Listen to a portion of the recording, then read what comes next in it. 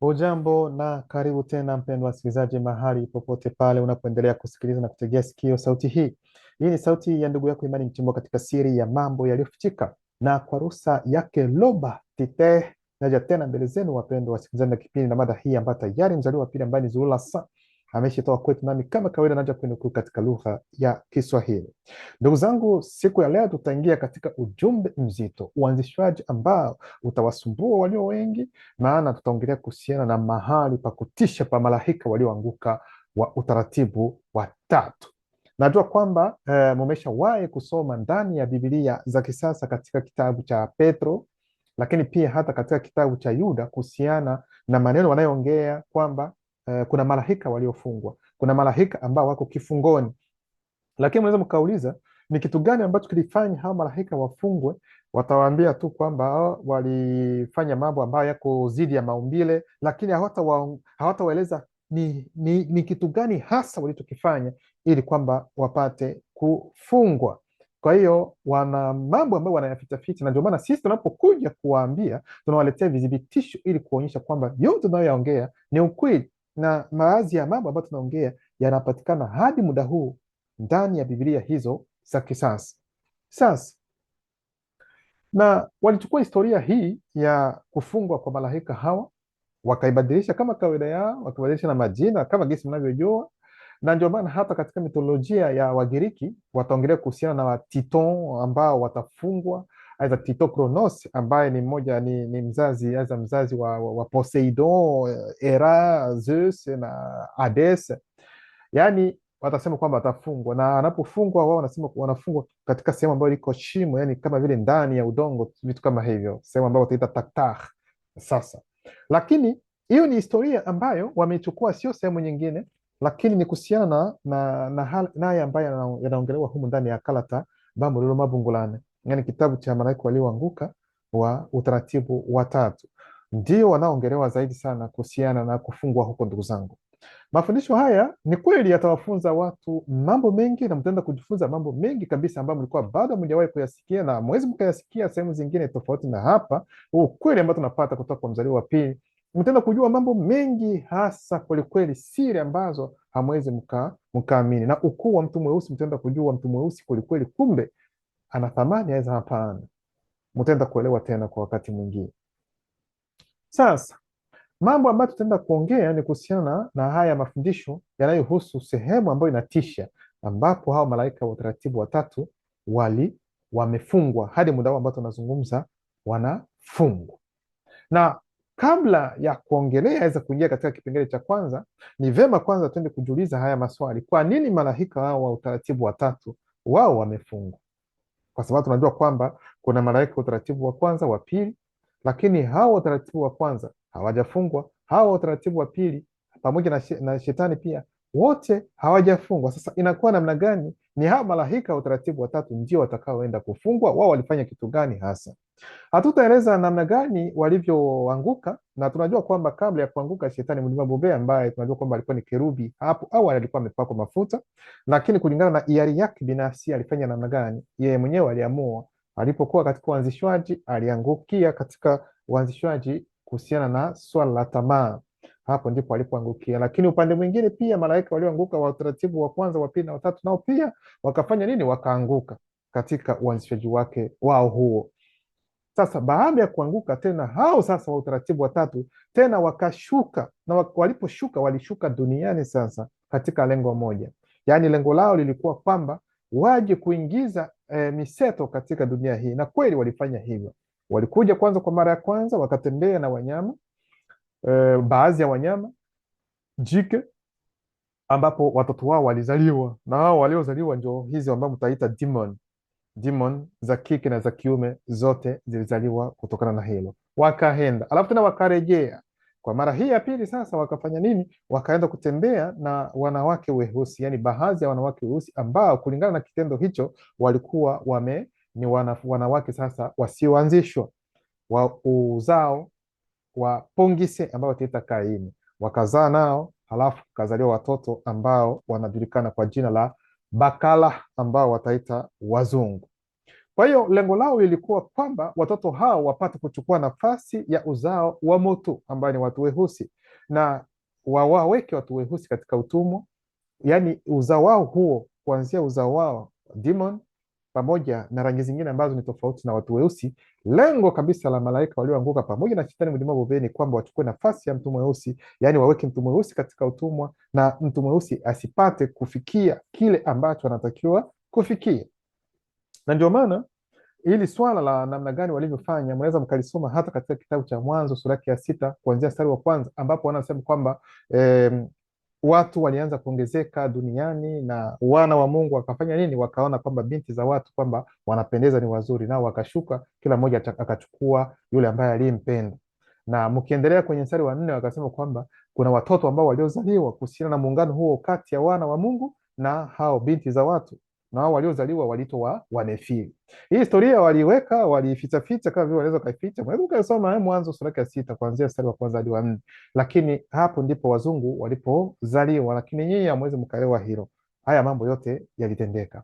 Sasa ni kutokana na kitendo hicho sasa ndicho kitakachowafanya wao wapate kufungwa na shetani asifungwe pamoja na wale wa utaratibu wa kwanza na wa pili. Wao hawakufungwa kwa sababu hawakuja kutembea, kuingiza miseto, kusumbua watu weusi, lakini hilo lilitendeka kwao. Ndio maana kipengele cha kwanza tutaongelea kuhusiana na mahali pa kutisha pa malaika walioanguka wa utaratibu wa tatu ndani ya Kalata Bamululuma Bungulane, ambacho kitabu unaweza ukaagiza kupitia leseditionsZuluLasan.com.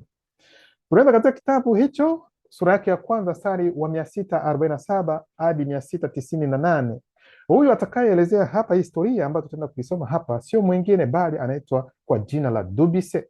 Dubise aiza Dumse ndio yule ambaye watachukua jina lake, watabadilisha, watasema kwamba yeye anaitwa Enoki aiza Henoko, lakini tunajua kwamba ni historia ya mtu mweusi. Enoki alikuwa mtu mweusi, na kweli mambo yote ambayo aliyoyaongea ulikuwa ni ukweli mtupu, na sio hivi vitabu vya Enoko ambavyo vipo katika mitandao ya kijamii na wengine. No, kuna kitabu chake halisi ambacho tayari mzaliwa wa pili ameshakitoa.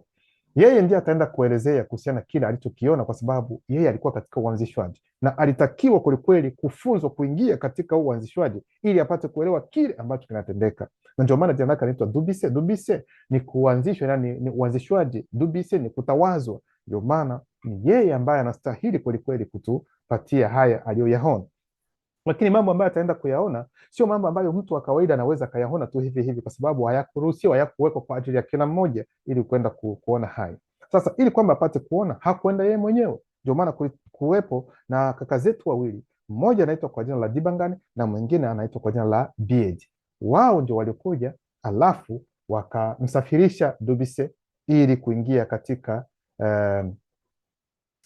katika uhalisia huo na kwenda kuona sehemu hiyo ambayo ni ya kutisha kwelikweli. Yeye mwenyewe ataenda kutuelezea kile ambacho alichokiona na uoga aliyoupata kwelikweli, aidha hofu aliyoipata kuhusiana na kile alichokiona. Ndio maana anaanza kusema kwamba ilitokea baada ya Dibangane na Biedi, jinsi nilivyowaeleza, ni njoroo ambazo zilimtokea na kumpeleka na kumsafirisha katika sehemu mbalimbali katika ulimwengu wa kiroho, kunipeleka kwenye uhalisia mwingine. Wakati wa safari yangu ya kiroho ya uanzishwaji wa juu sana, hapo niliona mahali pa kutisha ambapo Bamululuma Bungulane, yani malaika walioanguka wa utaratibu wa tatu wanapatikana. Kwa hiyo ndugu zangu, mahali pa kutisha ambapo malaika walioanguka wa utaratibu wa tatu wapo, wanapatikana, sio katika dunia hii, hapana. Sio ndani ya udongo, hapana. Sio ndani ya maji, hapana.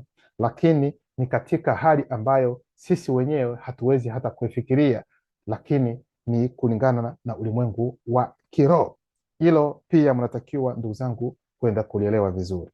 Dubi sana endelea kusema kwamba katika mahali hapo pa kutisha, kuna mabano, yani hofu, uchungu, mshangao, woga, niliona la ajabu na lenye kutisha, yani kuna mabano, huzuni, kuogopesha, kuogofya, tunafunga mabano, shimo la ufahamu. Yani hilo shimo la ufahamu ndilo aliloliona, na ndio hapo mahali pa kutisha zaidi sana ambapo malaika walioanguka wa utaratibu wa tatu wamefungwa. Niliona Bamululuma Bungulane, malaika walioanguka wa utaratibu wa tatu waliotenda dhambi kwa kuanzisha mseto na wanyama na upotovu na dada zetu weusi, kuna mabano ambao wamekuwa, tunafunga mabano wasioanzishwa, tunafungua mabano kutoka ukoo wa Pongise, tunafunga mabano kuna Mkato. Niliwaona katika sehemu hiyo ya ajabu ya hofu ambayo ni ya ajabu na yenye kutisha, shimo la ufahamu. Sehemu ya ndani ya mahali hapa pa kutisha ilikuwa na kina kirefu ya kuvutia na giza nene. Niliwaona hawa bamuloloma bungulane, yani malaika walioanguka utaratibu wa tatu, wamefungwa kwenye shimo la ajabu na la kutisha la ufahamu. Sasa swali ambalo liko hapa, wanawaambia kwamba hao malaika walioanguka wa utaratibu wa tatu kwamba walifungwa kwa minyororo, walifungwa kwa minyororo. Sasa hiyo minyororo hiyo ambayo walifungwa nayo, hizo kamba ambazo walifungwa nazo ni kamba za namna gani? Na tunaposema minyororo, je, ni minyororo ambayo ni chuma ambacho unaweza ukachukua unafunga wale asijua, ni nini hasa wanapoongelea kuhusiana na kufunga? Ndio maana mimi nauliza wao wanaojiita kwamba ni Wakristo wa wanaojiita wachungaji, manabii, maprofet, wanaposema kwamba wanamfunga shetani, wanampeleka shetani katika mahali palipo sijui kame au mambo mengine. Swali ambalo nawauliza, wakati mnapomfunga huyu mnayeita shetani, mnamfunga kwa kutumia kamba ya namna gani? Je, mnachukua mnyororo ambao mnamfunga, na huo mnyororo una ukubwa upi za namna gani? Wengine watasema kwamba wanamkaba shetani, sijui wanamshika shetani kwenye koromeo. Sasa shetani, unafikiri kwamba shetani yeye ana kimo chako za namna gani? Kwa hiyo watu wako katika mihemko na wanafikiri kwamba shetani wanayemfukuza, wanayefunga kwa mujibu wao, labda ni yule ambaye ana mapembe mawili, ambaye anamkia huko nyuma, lakini watu hawaelewi ni nini hata zaidi sana kuhusiana na swala hili. Tunaendelea kusoma, mtaendelea kuelewa zaidi kile ambacho kinatendeka na ambacho mtajua zaidi ni nini minyororo hii. Sasa anaendelea kusema kwamba niliwaona hawa bamuloloma bungulane, malaika walioanguka kwa utaratibu wa tatu, wamefungwa kwenye shimo la ajabu na la kutisha la ufahamu. Ina maana kwamba shimo hilo la ufahamu, ndugu zangu, ndilo jina la mahali hapo ambapo panatisha, ambapo malaika walioanguka kwa utaratibu wa tatu wanapatikana. Sasa swali linabaki, walikuwa wanafungwa na nini? Tunaposema kuwa na minyororo sawa, lakini ndio nini hasa wanaposema minyororo?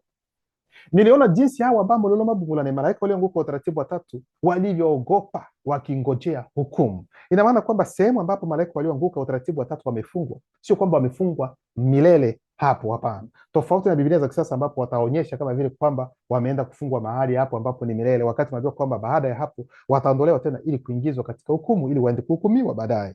Kwa hiyo hiyo sehemu ambapo wapo ni sehemu ambayo ni ya mangojeo, lakini mangojeo yenyewe yanatisha, hapana mzaa. Kwa hiyo kulingana na namna Dubise alivyopenya hapa, inapenda kuonyesha kwamba hukumu ambayo watapata baadaye inatisha sana kuliko hata mahali ambapo wao wanapatikana. Sasa swali ambayo watu watajiuliza, hukumu ni nini hasa zaidi sana? Ndio maana tunaingia katika kipengele cha pili ambacho kinahusu uwepo wa viumbe mseto wa ajabu na wa kutisha. Kwa hiyo hiyo sehemu ambapo malaika walioanguka utaratibu wa tatu wapo wamefungwa, kuna uwepo wa viumbe vya kutisha. Hapo sasa tunaenda kuangalia na kujua ni aina gani ya viumbe ambavyo vipo katika mahali hapo pa kutisha. Na pia niliona kwamba hawa bamuloloma bungulane, malaika walioanguka utaratibu wa tatu, walishikwa na hofu kwa sababu ya uwepo wa ajabu wa viumbe mseto wanaojificha katika kisima cha kina. Yani hapo ndipo luba. Yani hapa wanawaambia kwamba katika mahali hapo ambapo panatisha, umu ndani umo, ambapo sasa tunaweza kusema ni kisima cha kina ambacho hauwezi ukaona mwisho wake, hauwezi, yani ni kisima ambacho kina kabisa kirefu ambacho hauwezi ukaona. Sasa umo ndani ambapo malaika walioanguka wa utaratibu wa tatu wamefungwa, tena kunapatikana viumbe vya ajabu ambavyo vinatisha. Halafu anawaambia kwamba ni viumbe ambavyo ni mseto, lakini huu mseto huu muelewe kwamba si mseto kama gisi mseto ambao mnaujua katika hali hii inaonekana. Hapana, huu ni mseto mtakatifu, haujihusiani na kwamba labda walichukua kiumbe hiki na kiumbe hiki wakaunganisha alafu mseto ukatokea, kama gisi wanavyofanya katika hali inaonekana hao wanaofanya mambo kama hayo ya hovyo. Sasa hivyo viumbe ni aina gani kabisa ya viumbe ambavyo tunaanza kuviona hapa gisi anavyosema yeye nani Dubise? Bamuloloma bungulane, malaika walioanguka utaratibu wa tatu, walishikwa na uchungu kwanza kupitia roho wa uchungu. Yes.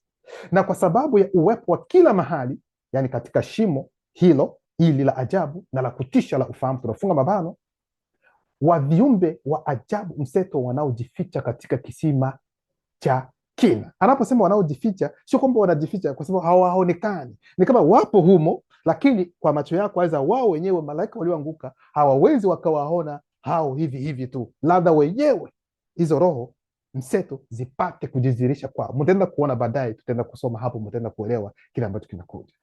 Yaani hao malaika walioanguka hadi muda huu, yani wanakuambia Dubisi anakuambia kwamba wanaogopa, yani wanawoga ambao ni wa ajabu, na watabaki hapo hadi lini? Hukumu inasubiri. Ndio maana ndani ya Biblia za kisasa wanapoongelea kuhusiana na huyu wanayeita kwamba ni Yesu, wanaambia kwamba Yesu alikuwa anaongea sasa, sio alikutana na mtu ambaye amepagawa na pepo. Kuna andiko lingine litasema kwamba walikuwa wawili ambao wamepagawa na pepo. Sasa hao wakati alipotaka kuondoa hizo pepo ndani ya hao watu, kwamba hizo pepo demon zilizokuwa ndani zikaanza kusema kwamba tafadhali zinamuomba huyo Yesu kwamba asipopeleke katika shimo la ufahamu, yaani katika hiyo sehemu ambayo wengine watasema kuzimu, mambo kama haya, kwa sababu wanajua kwamba hapo ndipo wazazi wao wapo na ni sehemu ambayo inatisha zaidi sana. Kwa hiyo ndio maana wakaanza kumlilia huyu anayeita Yesu kwamba asiwapeleke hiyo sehemu, na hiyo Yesu alikuwa alikubali hakuwapeleka hiyo sehemu. Tuendelee. Viumbe mseto hawa ajabu walikuwa wengi kama wingi wa panzi, kama wingi wa panzi. Yaani Dubisi ataona kwamba kulikuwa na viumbe mseto, yaani ni roho za agizo kula vitu. Hizi roho mseto ambazo tunasema hapa sio kwamba labda ni demon, aidha mapepo, aidha mambo mengine, no, ni viumbe vya kiroho, ni kaka zetu wa kiroho, ni roho za agizo kula vitu ambao wana umbo, tutaenda kutaja umbo lao, walikuwa na umbo la namna gani. Kwa hiyo ataona kwamba kulikuwa na viumbe hivyo, yaani hizo roho ambazo ni za agizo kula vitu vilikuwa za kutosha, zilikuwa umati kwelikweli humu ndani. Sasa Dubisi, kwa sababu yeye ni mtu, yeye sio roho agizo kula vitu, atachukua mfano kulingana na mambo ambayo yeye mwenyewe anaufahamu nayo kwanza, ambapo akagusia kwanza panzi, akasema kwamba uwingi wao wa hao roho mseto, viumbe mseto ambao viko humo, yani uwingi wao ni kama vile panzi, lakini hakusema kwamba hizo roho za agizo kula vitu kwamba ni panzi, hapana. Lakini Biblia za kisasa wanawaambia kwamba kwelikweli zilikuwa ni panzi. Sasa wakati gani ambapo roho za agizo kula vitu zitakuwa ni panzi? Sio kwa namna hiyo. Kwa hiyo tunaendelea kusoma, na nguvu na uweza wa adhabu zao ulikuwa chungu zaidi kuliko kuumwa na viumbe vitakavyozaliwa kutokana na mseto na kubeba jina la yolo, yani nge, ambao Kifaransa watasema scorpion, nge. Mnatakiwa kuelewa kwamba nge ambao wataita scorpion ni mseto. Yes, ni mseto. Sasa Biblia za kisasa wao watasema kwamba hivi viumbe tena pia yani ni nge, kwa sababu wao hawawezi kuwafafanulia kujua ni kitu gani ambacho kinaendelea. Maana wanaposema kwa mfano kwamba hivi viumbe kwamba ni nge, kuna matatizo, kwa sababu nge hazikuwepo kwenye umbaji, hazikuwepo kati ya wale wanyama hizo wadudu walioumbwa katika mwanzo. Yaani nge ni mseto, umetokana na mseto ikatokea. Sasa inawezi kawa namna gani roho ambazo mtazita kwamba ni roho za agizo kula, tuseme kwa mfano malaika, tena watafanana na kitu ambacho wakati huu ambapo Dubisi anaona akijatokea, akija kuwepo na akijahumbwa, akikuvumbwa. Sasa hilo haliwezekani, lakini wanabibilia hawawezi wakaelewa hilo. Wanabibilia hawawezi wakaelewa hilo. Sasa mimi Dubisi nilipenya kuna mabano kuona kwamba viumbe hawa mseto walifanana na farasi kuna mabano wa moto walioandaliwa kwa vita. Vichwani mwao palikuwa kama taji kuna mabano, yani utukufu sawa na dhahabu, na nyuso zao zilikuwa kama uso wa mtu mweusi kabla ya anguko. Kwa hiyo tayari tunaona kwamba ni roho za agizo kula vitu ambazo zina uso, zina muonekano, zina uso ambao ni wa mtu mweusi, lakini huyo mtu mweusi ni wa kabla ya kuanguka, kabla ya anguko. Sio mtu mweusi ambaye tunaona kama mimi hapa ambaye ni wa baada ya anguko, hapana. Walikuwa na nywele zilizojikunja na meno yao kuna mabano, yaani sehemu ya nguvu na uweza wa adhabu zao. Kwa hiyo wanapenda kutuonyesha kwamba wanaposema kwamba meno ya roho za agizo kula vitu, yani ni mfano tu, lakini wanakupatia maana. Wanaposema meno hapa tunapata kwamba yani ni nini? Yani ni sehemu ya nguvu na uweza wa adhabu yao. kwa sababu mnatakiwa kuelewa kwamba roho za giza kula vitu hawana haja ya meno. Watakuwa na haja ya meno kitu gani? Wait, watakula chakula, watafuna nini? No. Kwa hiyo ndio maana wanapatia na maana halisi. Ni nini maana wanaposema meno yao? Yaani ni sehemu ya nguvu na uweza wa adhabu zao. Yalikuwa kuna mabano, kwa mfano kama meno ya simba, kama meno ya simba. Kwa hiyo nabii anapoona kwa mfano kitu fulani, msikilize vizuri, ataona kwanza taswira ya hicho kitu ili kufanya ulinganisho na mambo anayoyajua yeye mwenyewe, kwa sababu akianza kuongea tu kile ambacho ameona bila kuleta kulinganisha na kitu ambacho kiko katika hali inayoonekana, hata atakapoongea, atakapoandika, wale watakaosoma hawataelewa kitu chochote. Sijui kama naelewa hivi. Ndio maana anatakiwa kwanza kuchukua mfano wa kile kitu ambacho anakiona, alafu atakileta kama gisi anavyoona mambo mengine yalivyo katika hali inayoonekana. Anasema ilikuwa inafanana kama kitu fulani ambacho sisi tunakijua katika hali hii inayoonekana, ili wakati tunaposoma tuwe na ufahamu wa nini tunasoma na tuelewe kile ambacho tunaenda kusoma.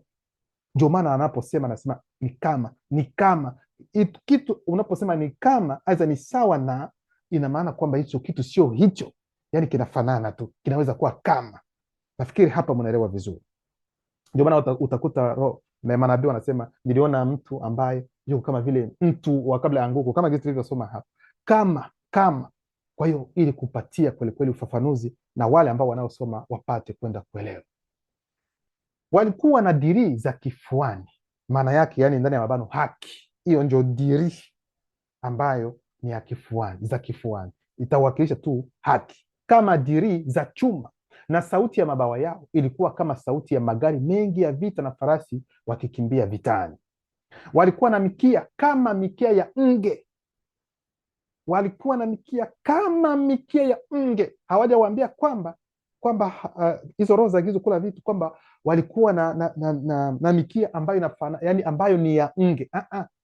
Ilikuwa kama. Ndio maana ndani ya mabano anasema lakini haikuwa mikia ya nge, tunafunga mabano, na mihiba, kuna mabano, marekebisho, malipizi, adhabu, tunafunga mabano. Kwa hiyo ndio maana nikasema kwamba hiyo ambayo mnaita nge, ambayo watu wengine wataita scorpio, hazikuwepo kwenye mwanzo wa uumbaji, kwa sababu ni mseto. Baada ya kuona hapo awali kwamba viumbe hawa mseto walifanana na farasi, kuna mabano, wa moto, msikilize. Kwa hivyo nilipenya zaidi katika kina kwamba wao, yani viumbe hawa mseto, tunafunga mabano, walikuwa farasi wa moto.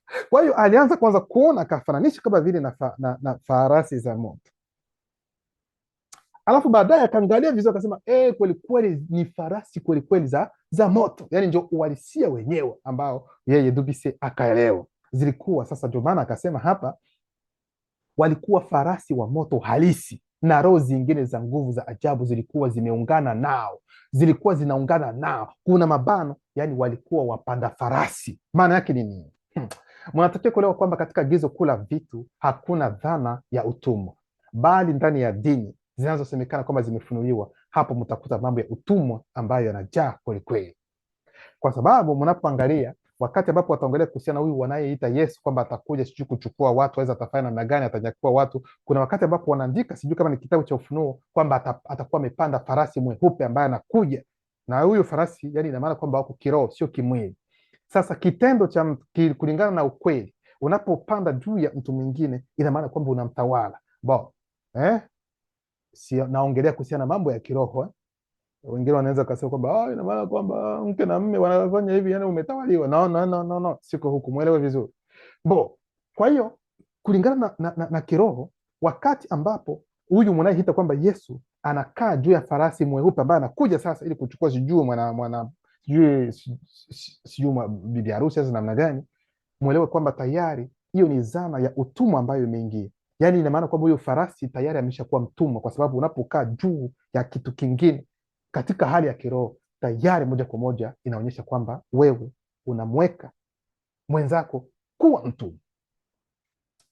Sasa pia walisema ndani ya Biblia za kisasa, wanaposema kuhusiana na Elia gisi alivyopaa kwenda mbinguni, wanasema kwamba yeye alipaa mbinguni kwelikweli, ina maana kwamba alikaa juu ya farasi sijui, alafu akapelekwa kaenda. Mwelewe kwamba ndugu zangu, katika ulimwengu wa kiroho mambo hayaendi kama mnavyofikiria, kwa sababu hakuna roho anayeweza kukaa juu ya roho mwingine, aweze kumkalia hivi.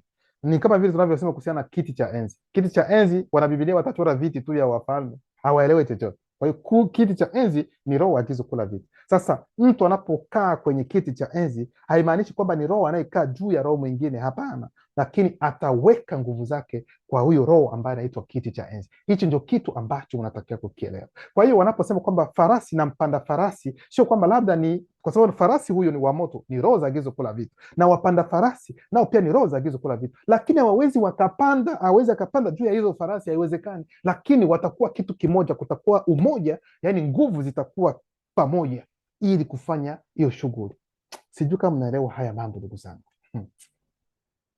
Wale kuna mabano waliowapanda, waliokuwa wameungana na viumbe hawa mseto katika umbo la farasi, walikuwa na dirii za kifuani zinazowaka, kuna mabano haki, rangi ya moto na salfa.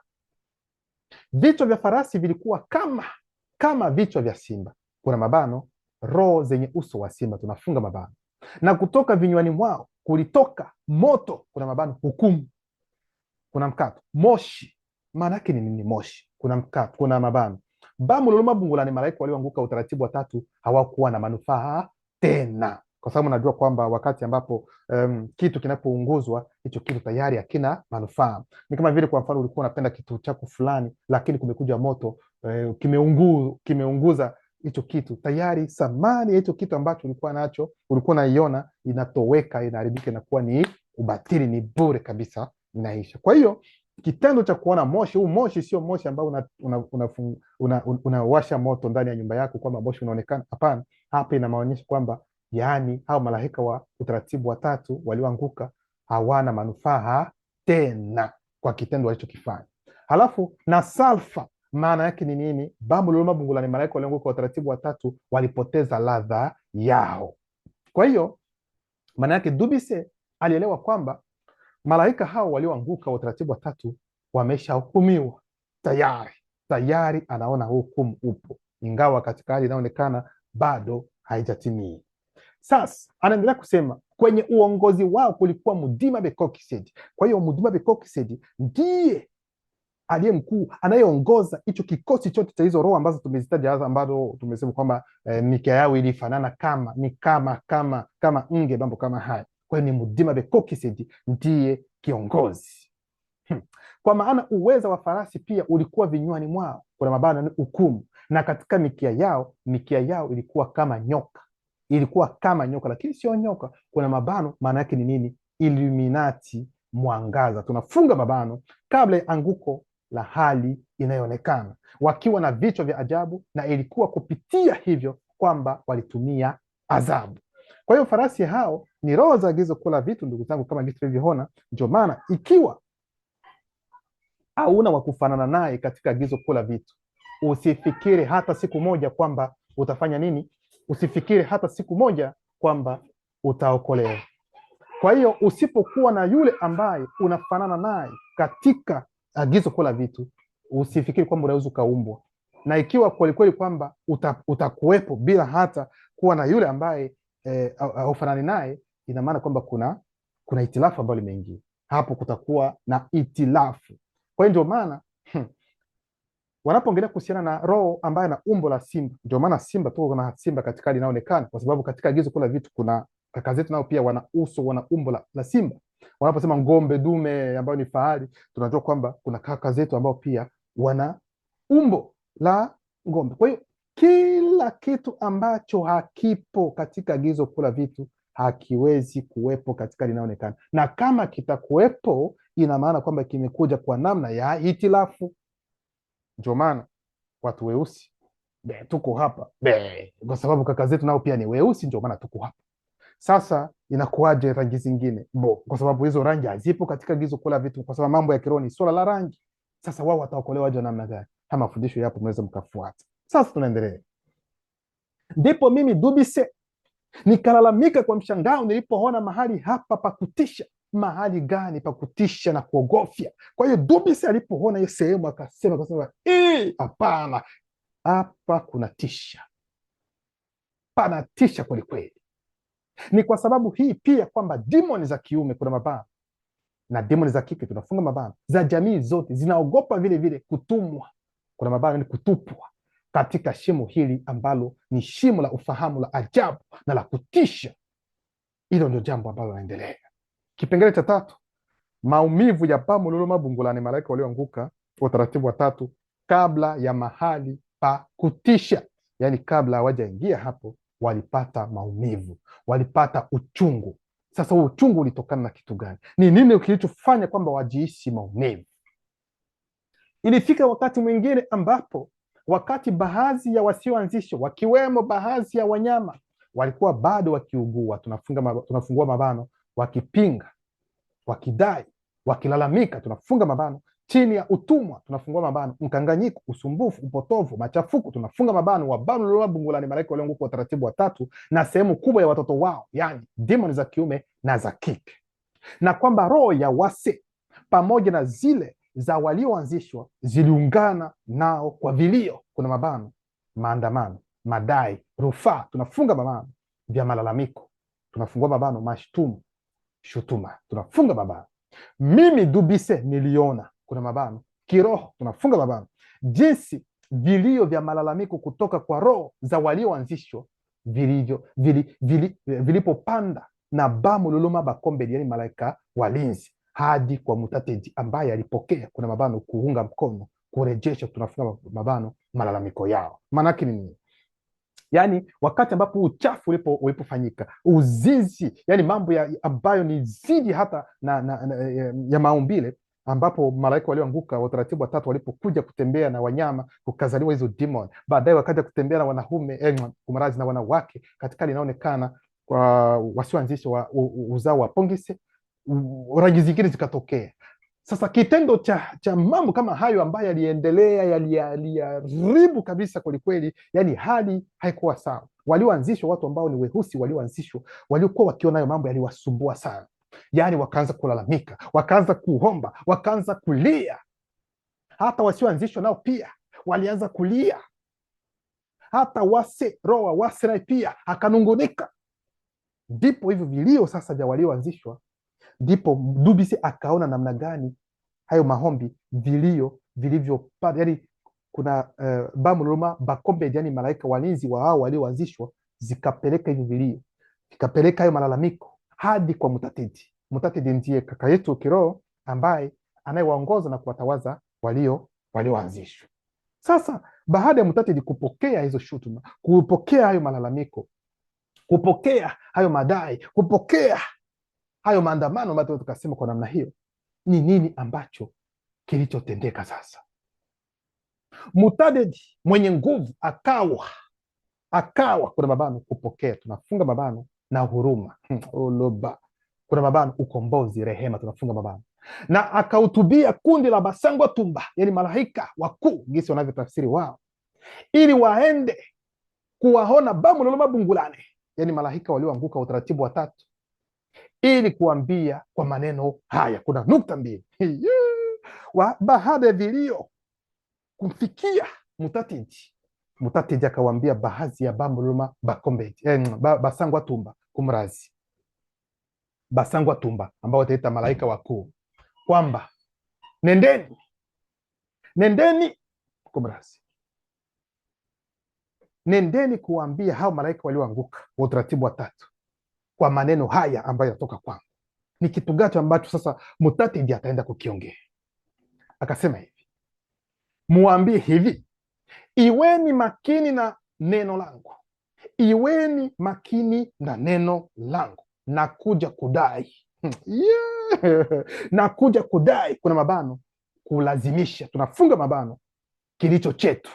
Ndivyo Mutatedi anaanza kusema, nakuja kudai, na sio kwamba kudai ni waambie, nakuja kudai kwa kulazimisha, kilicho chetu. Jaribio lolote zidi ya ukuu wetu litakandamizwa, kuna mabano, limewahi, lipo na litabaki, tunafunga mabano, bila huruma. Jueni hilo.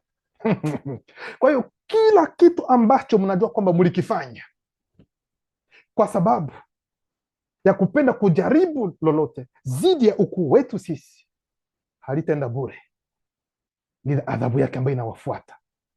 chochote ambacho mmekifanya ambacho mnakijua nyinyi wenyewe, eleweni kwamba matokeo yake mnayaona muda si mrefu. Naweza nikasema kwa namna hiyo, kwa matumizi ya hapa hali inaonekana. Jaribio lolote dhidi ya ukuu wetu litakandamizwa, kuna mabano, limewahi, lipo na litabaki bila huruma. Jueni hilo kwamba wote, yani wale bamuloma bungulane, malaika walioanguka, utaratibu wa tatu, ambao walipinga, kuna mabano, walikataa kutii pia, walikataa, tunafunga mabano, sheria, tunafungua mabano kwa wale wa hali inayoonekana, tunafunga mabano na kukataa maagizo, waje mbele na wapate hukumu, tunafungua mabano pia, tunafunga mabano ya Mudima Beko Kisedi. Maana yake ni nini? Yaani Mutatidi anawapatia malaika walioanguka utaratibu wa tatu taarifa kupitia Basangwa Tumba, malaika wakuu, kwamba yeyote ambaye alijua kwamba alifanya kitu kama hicho katika hali inayoonekana, yani demon, mwelewe kwamba miili yenu inatoweka, mwelewe kwamba nafsi zenu zinaenda na maji. Naposema na maji, yani zinaangamizwa, sio kwamba maji ndio yatawaunga, no, zitaangamizwa. Na nyinyi malaika walioanguka mnaenda kufungwa, mnaenda kwenye kifungo. Hiyo ndio taarifa ambayo inawaambia. Watajiuliza kwa nini? Tumefanya kitu gani? Mtaenda kuelewa wazari. Hukumu hii ilichanganya, kuna mabano, kushangaza, kuwa na wasiwasi, haikutarajiwa, tunafunga mabano na bamuluma bungulani. Kwa hiyo maneno ambayo aliyoyatoa Mutatidi kupitia Basangwa Tumba yaliwashangaza malaika walioanguka utaratibu wa tatu, kwa sababu hawakufikiria kwelikweli kwamba mambo kama hayo yanaweza yakawatokea. Imekuwa namna gani? Ndio maana hukumu hii iliwachanganya bamuluma bungulani wa utaratibu wa tatu na kuwatesa, kuna mabano, kwa maumivu, kwa uchungu isiyo nzuri, kwa huzuni, tunafunga mabano. Kwa hiyo walianza kuumia kuhusiana kwanza na hayo maneno kwamba hapa mjue uzao wenu miili yao inaangamizwa kabisa, inateketea, nafsi zinaenda, nanyi pia unafungwa. Hilo mnielewa, na sehemu ambayo mtawekwa ni kitu kingine. Ndio maana katika ziki yao tunafungua mabano, uchungu, wasiwasi, hofu, woga, tunafunga mabano. Wazao wa bamuluma bungulani, malaika walioanguka wa utaratibu wa tatu, ndio nani wazao wao? Ndio demon, walianguka chini ya nira, kuna mabano, kizuizi, utumwa, utii, utawala wa Mudima Beko Kisedi. Kwa hiyo na malaika walioanguka wa utaratibu wa tatu wanafungwa, demon zote za kila aina ambazo ni uzao wa au bamuloma bungulani, nao pia watapata adhabu chini, adhabu ambayo itatolewa na Mudima Beko Kisedi, ambaye ni roho wa adhabu. Alafu loba upendo, Mutatidi akaendelea kusema sasa atawaonyesha, kwa sababu wao watajiuliza ni kitu gani ambacho kinaendelea. Mutatidi atawaeleza sasa kwa nini kitendo cha kuwashambulia ndugu zetu weusi. Loba, hapana, hii ni raha gani hii? Sikiliza, kaka yenu mkubwa aliye katika agizo kula vitu anasema hivi, kitendo cha kuwashambulia ndugu zetu weusi. Kuna mkato bamuloma bungulani wa utaratibu wa tatu na watoto wao wangeona uwezo wao wa kuendelea ukiwekwa katika mtihani mgumu, kuna mabano, mateso, maumivu kwa asili yao wenyewe, kuna mabano, mwelekeo. Walikuwa wanaenda kujifunza kwamba kila kitu ni cha jamaa, kuna mabano, kikomo, tunafunga mabano. Hata bamuloma bungulani, malaika walioanguka wa utaratibu wa tatu, lazima wakubali kabisa kisichoepukika. Yaani kila ambacho kitawatokea hawawezi wakakiepuka, ni kitu ambacho lazima kitatekelezwa. Niliona na kusikia hawa bamuloma bungulani, malaika walioanguka utaratibu wa tatu, ambao walijisemeza, kuna nukta mbili, tungewezaje kujua?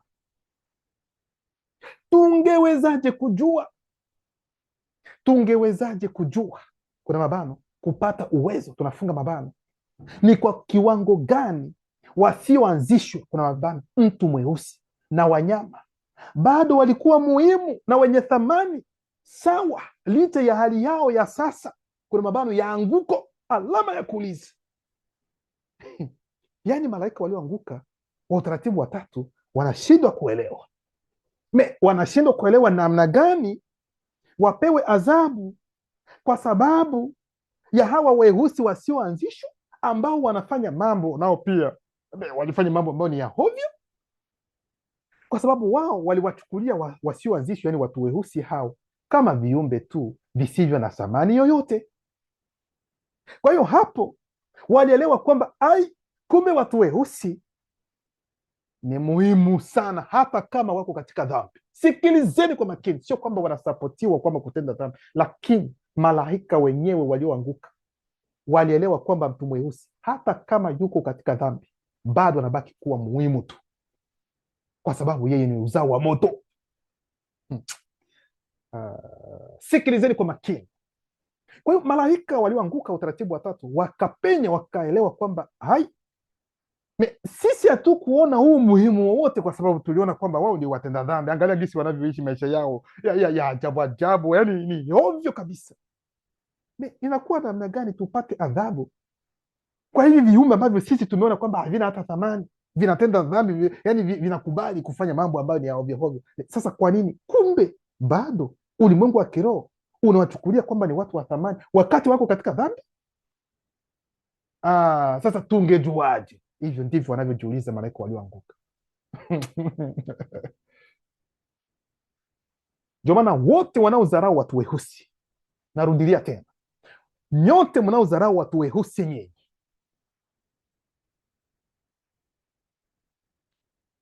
wale wanaojua kwamba waliweka watu weusi katika utumwa, wakoloni, mnawajua gisi walivyofanya kwa mtu mweusi.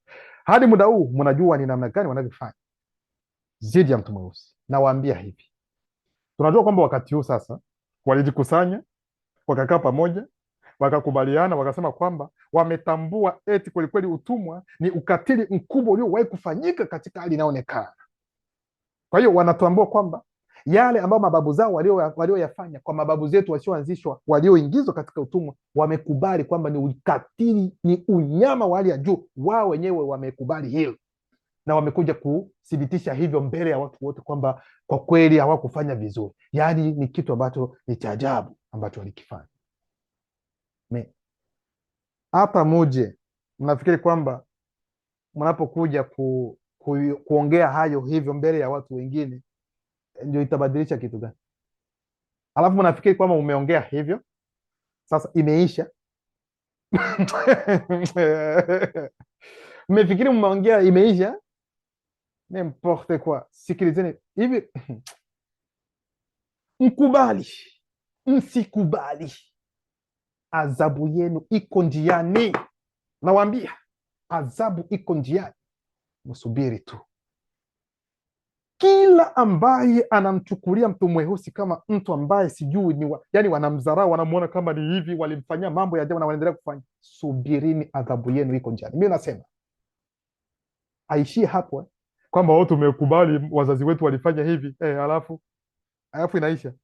Watu weusi walio katika dini hizo wao ambao hawana hata akili, wanakuja wazungu, wanakuja kulia mbele, wanapiga magoti, wanakuja kuomba msamaha kwa mambo ambao walioyafanyia watu weusi ya utumwa na mengine.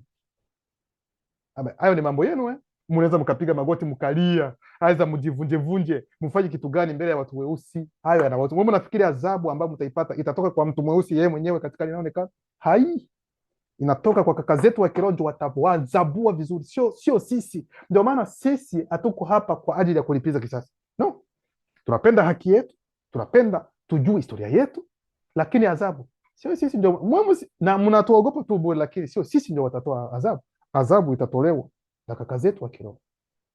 Kwa hiyo mkubali, msikubali, mfanye nini, adhabu iko njiani. Mimi nawaambia, alafu tena inatisha zaidi sana. Yeyote ambaye alijua kwamba aliweka mtu mweusi katika mambo ya ajabu, kumchukulia mtu mweusi kwamba si wa thamani, yeye ni kama vile ni bonobo chempanze, sijui nyani, gisi wanavyowaita watu weusi, msubiri. kitendo cha kumdharau mtu mweusi maana yake unajihukumu mwenyewe,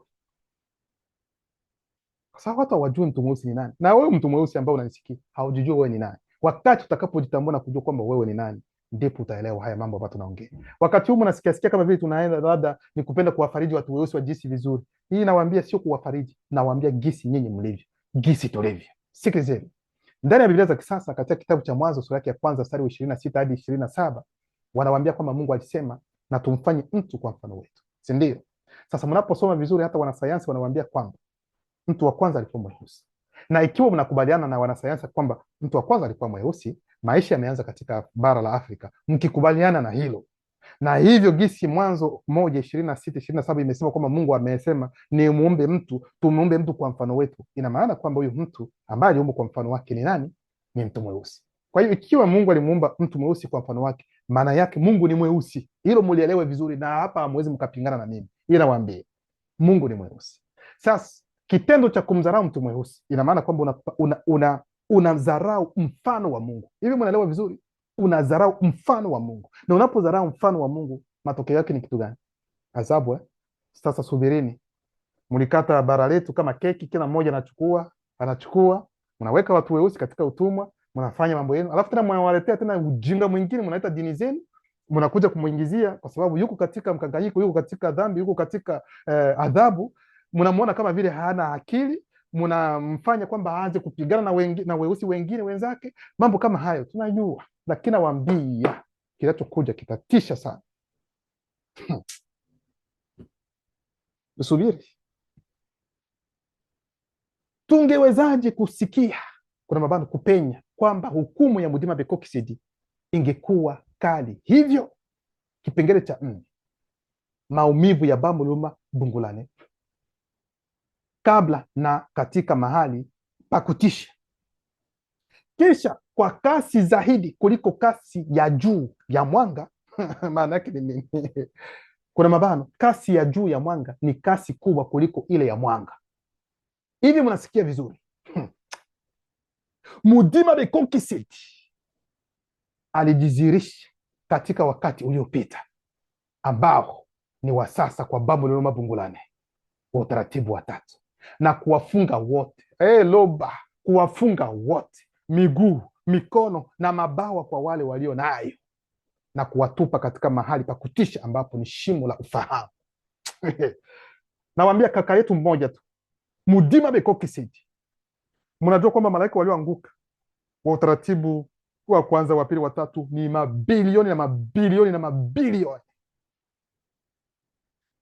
Anawaambia, mnaambiwa kwamba Mdubisi alivyoona roho mmoja tu, kaka yetu ambaye ni Mudima Bekokisidi peke yake aliwashika wote hao kwa hata ni sekunde ni nyingi, tayari kila kitu ameshamaliza. Amewafunga wale, wengine wamefungwa kwenye mikono, miguu, na wale malaika, kwa sababu kuna malaika walioanguka, kuna baadhi ambao wana mabawa na wengine hawana mabawa. Kwa hiyo kwa wale walio na mabawa na pia na mabawa yao yote yalifungwa kwa muda kidogo. Yeye mwenyewe Mudima Bekokisidi. Hivi mnaona huyu roho ni roho wa namna gani? Mudima Bekokisidi.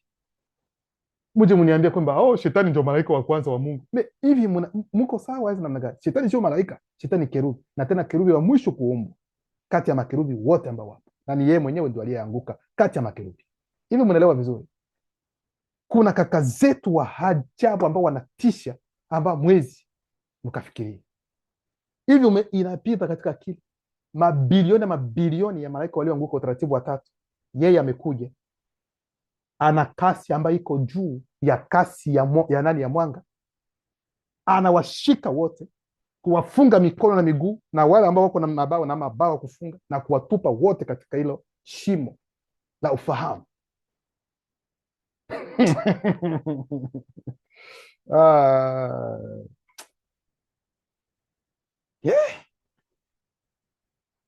Sasa ikiwa malaika walioanguka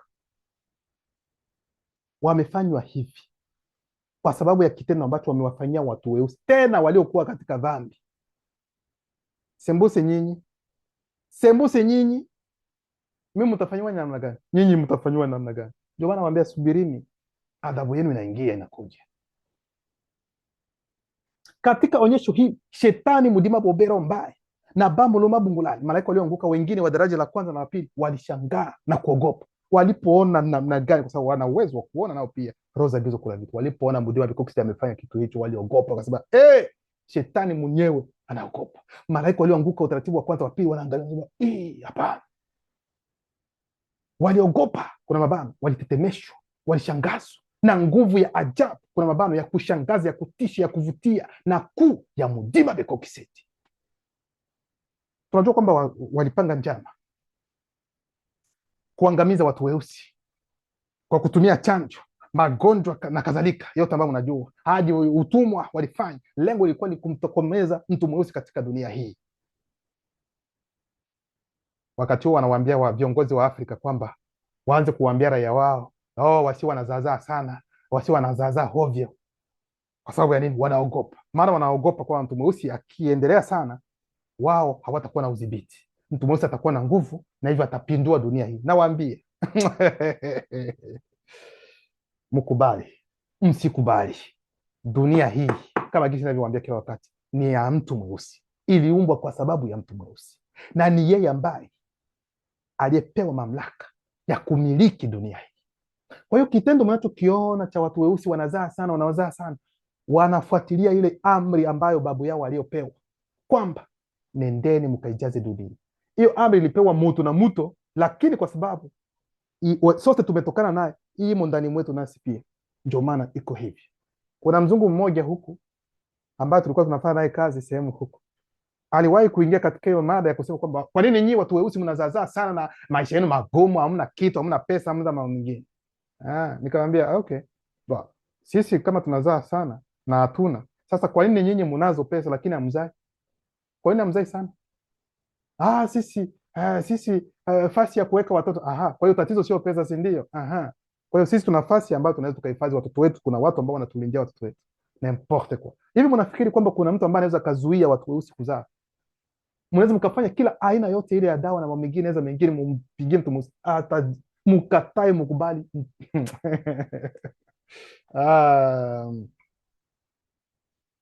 Weusi ndio wengi katika dunia hii. Msikubali kudanganywa kwamba watu weusi ni wadogo wachache. Ndio mtu wa kwanza duniani kuwa wengi, hilo mlielewe vizuri.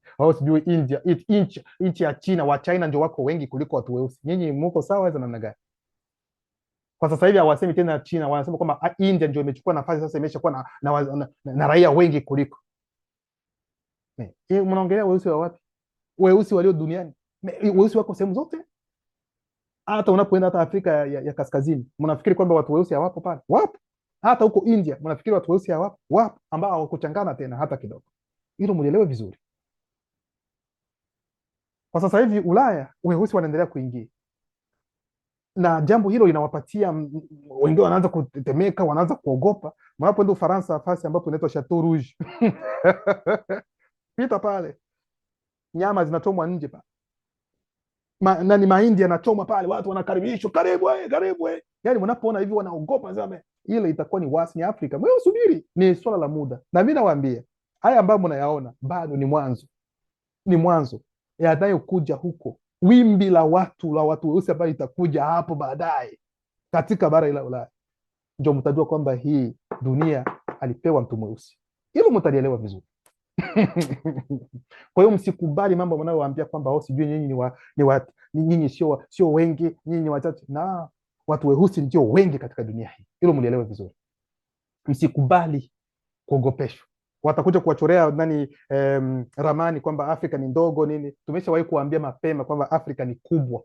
Afrika yenyewe tu, hizi zote ambazo wanaita bara, wakusanye zote zinaweza zikaingia tena. Afrika ingali tu kubwa tu kuliko hata zote ambazo wanaita bara zote, kwa sababu bara ni moja, ndio hilo Afrika. Lakini Europa, Asia, Ulaya, Marekani, Asia, Oceania, hizo ni tudongo ambazo tumetoka tu kwenye bara kuu. Hilo mlielewe vizuri, hilo ndio bara lenyewe halisi na bado. Kwa hiyo msiogope ndugu zangu, msiogope. Kila jambo lina wakati wake. Haya mnayoona watu weusi wako katika hizo hali, ni kwa sababu wako katika adhabu. Ndio maana mnaona bado wangali katika hizo ngoma, katika dini. Hatuwacheki, hatuwatusi, maana hata sisi pia tulikuwa humo, tulikuwa tunaomba huyo Mungu wenu Yehova ambao wazungu walileta watumwa, ambao waliwaletea watumwa wao, tukasema hivyo. Lakini wakati huu ni wakati wa kuamka. Ndio maana hata watu weusi mnawaona, hii ni generation ambayo iko tofauti sana. Ndio maana hata wazazi wanashindwa kuelewa hawa watoto wetu wako namna gani. No, ni generation ambayo inafikiri. Haya mambo yote ya uongozi ya zamani zamani, ndugu zangu, acheni, wapatie vijana waongoze kwa sasa hivi, kwa sababu mambo yanabadilika. Tuna namna nyingine ya kuona sasa, mtazamo wetu ni tofauti na gisi ilivyokuwa hapo awali. Sisi hatukuwa katika ile hali ya wazee wetu ambao mliwekwa pale na wakoloni wanawaambia kwamba fanyeni hivi, mnafanya bila hata kuuliza. Sisi tuko katika kizazi cha maswali na tunapenda majibu, na tunapenda majibu yawe na mantiki. Hicho ndio kipindi ambacho tumefikia sasa. Kwa hiyo yale mambo yote ya zamani ambayo mlikuwa watu walikuwa nafikiri kwamba yatapita pita tu hivi, no, hayapiti tena hivyo. Yanachujwa kwanza, yanatazamwa, yanapigwa maswali bila na tupilia mbali, tusonge hivi. Na ndio maana utakuta vijana wengi wanaanza kuulizia hata kuhusiana na hizi dini zao, kwa nini ziko hivi, kwa nini hivi? Muache, wataulizia tu na watatoka. Ni swala la muda tu, ndugu zangu, watatoka wengi, kwa sababu hatuwezi tukaingia na kuendelea kuwa katika hizo dini ambazo wakoloni wametuletea sisi. Sasa kibaya ambacho mnakifanya, mnapojua hili ambacho tunasema, tena mnatoka mnaenda kwenye sehemu zingine ambazo ukemiti na wengine, no, ni wenyewe tena wako huko nyuma. Maana hivi vitabu vyote ambavyo mnasoma vya ukemiti ni wenyewe ndio waliandika. Msifikiri kwamba mnaenda sasa hapa tumefika kwenye nani yetu no, ukweli wenu ndio huu hapa. Unaenda unatafuta wapi? Na hapa ndio huko umelala hapa. Msiwe na wasiwasi ndugu zangu, tutafika.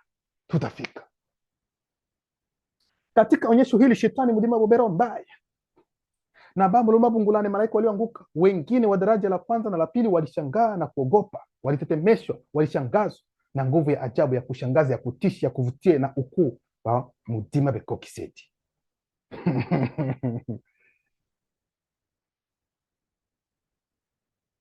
Mudima Bekokisedi ana uwezo wa hali ya juu, na msifikiri kwamba labda shetani kabla ya kuanguka kwamba aliwahi kuona roho zote za gizo kula vitu. Hapana, msifikiri hivi, ili mulielewe hivi. Mudima Bekokisedi alikuwa na ufunguo wa ajabu, kuna mabano, yani agano wa shimo, kuna mabano ambao ni shimo la ufahamu, tunafunga mabano, na mnyororo mkubwa, kuna mabano, yani agano tena. Niliona, sikilizeni sasa, kuna mabano, nilipenya kwamba ufunguo huu na mnyororo huu, kila kimoja kilikuwa ni roho ya agizo kula vitu katika jamii ya roho za ajabu. Kwa hiyo unaposikia kwa mfano kuna mnyororo, wamefungwa na mnyororo, kuna ufunguo, msifikiri kwamba labda ni funguo ambao unaenda kununua dukani unafunga. No, sio kufuri. Hapana, sio hivyo. Yaani ufunguo na mnyororo ni roho, ni kaka zetu wa kiroho ambao wao wanaitwa minyororo, wanaitwa ufunguo. Ina maana kwamba wanapowaambia kwamba malaika walioanguka kwa utaratibu watatu wamefungwa, ina maana kwamba kuna uwepo wa kaka zetu ambao wanawakilisha mnyororo, wako pale, na uwepo wa kaka zetu ambao wanawakilisha ufunguo, wako pale. Ina maana wapo, hawawezi wakatoka. Na msiniulize je, wanaweza wakatingizika? Hilo mimi siwezi nikawaambia, na hilo sijui, kwa sababu sijafunuliwa hilo. Sasa mnatakiwa kuelewa kwamba sasa inakuwa namna gani wao, kwa sababu sehemu ambapo wapo panatisha sana. Mtaenda kuelewa vizuri. Acha tuendelee kusoma. Wakati wa kufungwa kwao katika shimo la ufahamu, bamu luma bungulani, malaika walioanguka kwa utaratibu watatu, vile vile waliwaona viumbe mseto wa kutisha na wa ajabu. Sasa ndio hapo nikasema waliwaona namna gani? Kwa sababu hiyo sehemu ambapo wapo pana giza nene, ambayo nasoma katika mahali hapa pa kutisha ambapo ni shimo la ufahamu, niliona bamu luma bungulani, malaika walioanguka kwa utaratibu watatu kuzimwa. Ndiyo, kwa hivyo walipoteza nuru yao wenyewe, kwa sababu wao walikuwa ni nishati, lakini nishati hii imeondolewa, wamezima.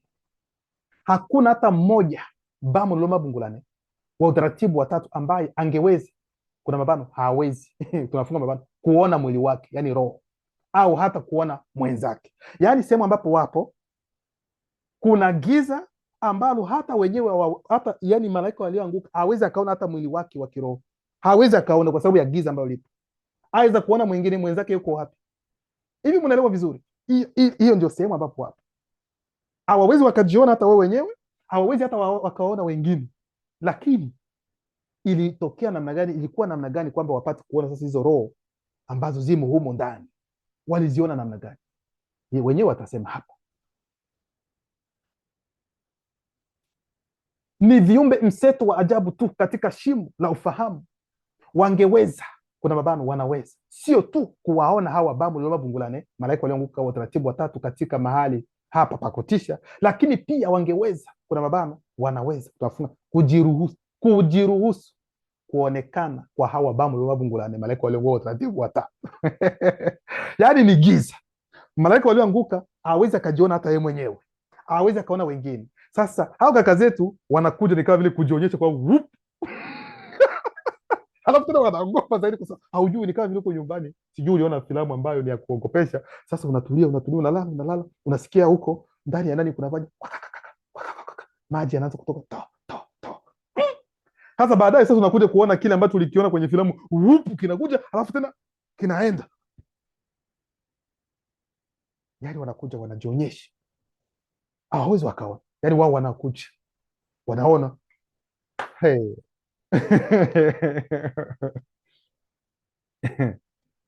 Niliona kwa mshangao kwamba mahali pa kutisha ambayo ni sehemu ni shimo la ufahamu, ni roho waagizo kula vitu. Unaambiwa kwamba hata hiyo sehemu ambapo hao malaika walioanguka utaratibu watatu wapo, wamewekwa, wamefungwa, ni roho waagizo kula vitu hiyo sehemu.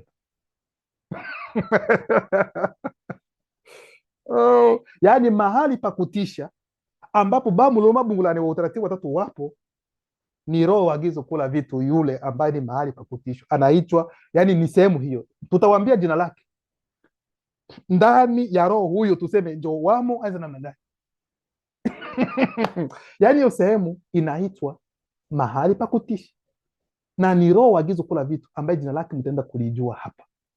Niliona kwa mshangao kwamba mahali pa kutisha ambayo ni sehemu, ni shimo la ufahamu, ni roho waagizo kula vitu. Roho hii ambayo ni mahali pa kutisha, yani shimo la ufahamu, ilijulikana kwa jina la bongo. Bongo, kuna mabano, hofu, woga, kitisho.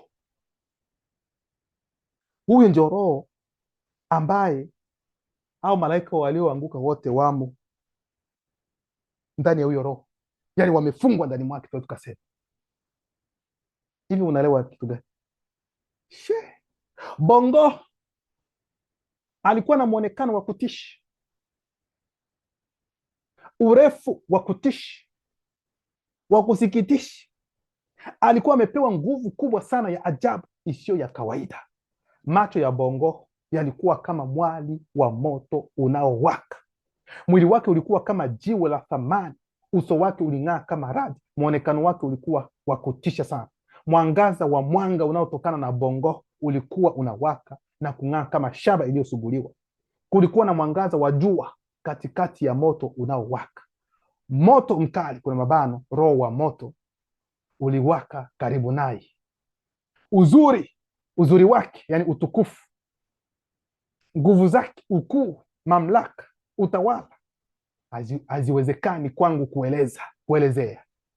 Kuna mabano, onyesha, fafanua, funua. Hayo yote ndiyo Dubise aliyoyaona. Kwa hiyo hapo ndipo mahali pa kutisha pa malaika walioanguka utaratibu watatu. Nafikiri mmepata picha ya namna gani mambo ya kiroho gisi yalivyo. Loba anaendelea kujikutukuza.